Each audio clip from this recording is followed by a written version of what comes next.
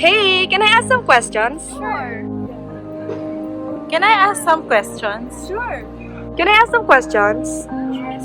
Can I ask some questions?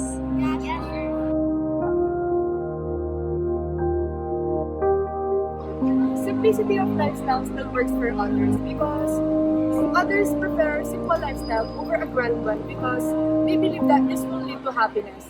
Life doesn't always have to be fancy.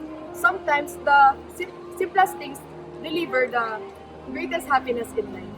For me, it's still visible because there are still people living simply even though there's a lot of things going on in this world. And we have diverse cultures, so there are still people living a simple life. I mean, if you take it literally, it's quite impossible because considering that we live in a fast-paced society. But living a simple life can be lived in a various form, such as being a minimalist and the like. I think it depends on the person if he or she is willing and a true believer of the principle. Then he or she must abide the law and accept the ideas wholeheartedly, regardless of the world he or she lives in. No, because going with the flow will not be the steady we really want. We have to constantly learn from our experiences. It's possible, but it's not that feasible because evolving is natural to us human beings, and evolving means adapting to our external world. So if our external world or our society becomes fast-paced, we will become fast-paced too. Living simple is possible, but it won't be easy because everything is getting more and more complex in this life. Considering the Taoist principle of living simple, I think we can still live in a fast-paced society kasi it's up to us naman kung makikisabay tayo sa evolution ng society natin. And for me, being simple is not an interruption for us to live in a fast-paced society. For me, yes, because I do believe that living in a simple life teaches us to accept oneself. This will lead us to inner peace.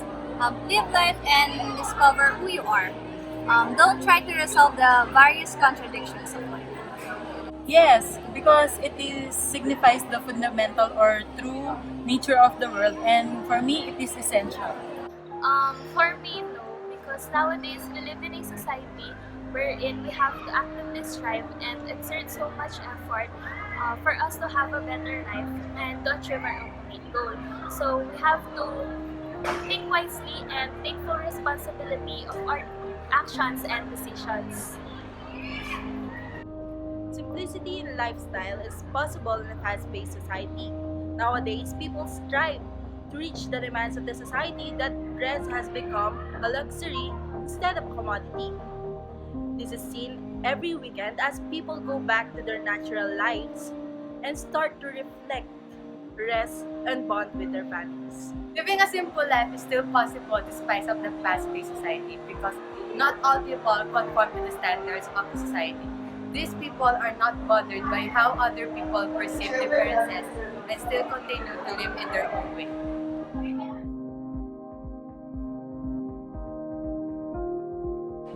The biggest similarity they have is they are being viewed as someone good and as someone holy. And one difference is that they don't believe in the same things. The similarities between Siddhartha Gautama, Jesus Christ, and Prophet Muhammad is that they were called and had a mission to spread the word of the Lord. And the difference is that they had different religions that have spread all over the world. Yeah, they have different practices and traditions. Jesus claimed that he's the Son of God, while the other two, Muhammad was a prophet, while Buddha stayed like him. Similarities between these people is they dedicated their life for their principles. One of their similarities is the golden rule: do not do unto others what you do not want others to do. And for the difference, they have established different religions. For the similarities naman, all of them attracted group of followers through their teaching, and for the differences, they grew up having different lifestyles. So for the similarities, they offered salvation for all humanity, but then they are all different in implying it.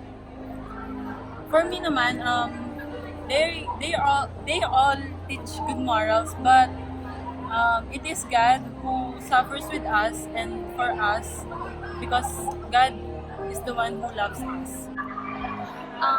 For the similarities, all of them employed a strong amount of influence towards many people. And for the difference, they have their own ways of practicing various virtues on how to live life in the most meaningful ways. Muhammad, Buddha, and Jesus Christ are all spiritual leaders who preach life to others based on their journey in the world and faith in God. However, the three differ in one thing: their teachings. Muhammad taught about the five pillars, Buddha taught about the Eightfold Path, and Jesus Christ taught about the Eight Beatitudes. In their similarities, all of them are religious leaders and all of them turn back to their original life. And in their differences, two of them believe in the Supreme Being, which is Jesus and Muhammad, while Gautama considered himself as a non-God.